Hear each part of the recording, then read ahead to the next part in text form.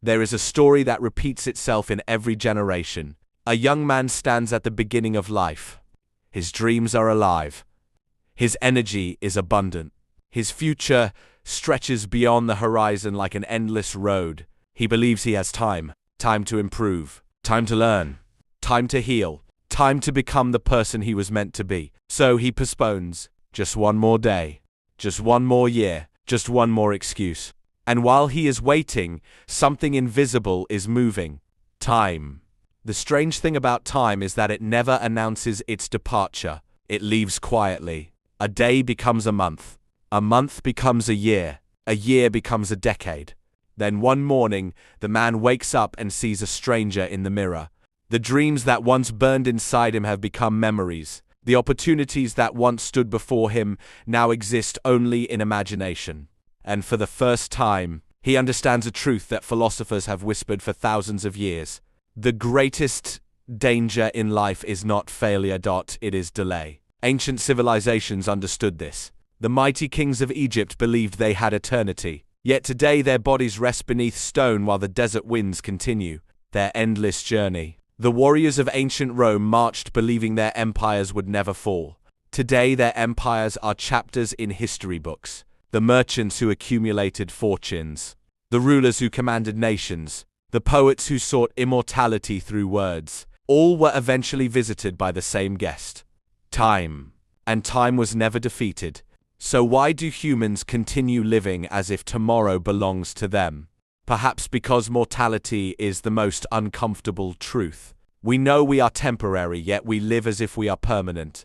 We know our days are numbered, yet we spend them carelessly. We know life is fragile, yet we postpone becoming better. The philosopher sees this contradiction and asks, if your life is finite, why do you live as if it is infinite? Think deeply. The person you become 5 years from now is being created by what you repeatedly do today. Every habit is a vote, every decision is a brick, every excuse is a crack in the foundation. Character is not built suddenly, it is built silently. A tree does not become massive overnight. It grows little by little until one day people call it strong. Human beings are no different. The tragedy is that many people wait for motivation before changing. But wisdom teaches something different. Action creates motivation, not the other way around. The ancient Stoics believed that self-mastery was the highest form of victory. Not conquering nations, not accumulating wealth, but conquering yourself. Because what good is ruling a kingdom if you cannot rule your own mind?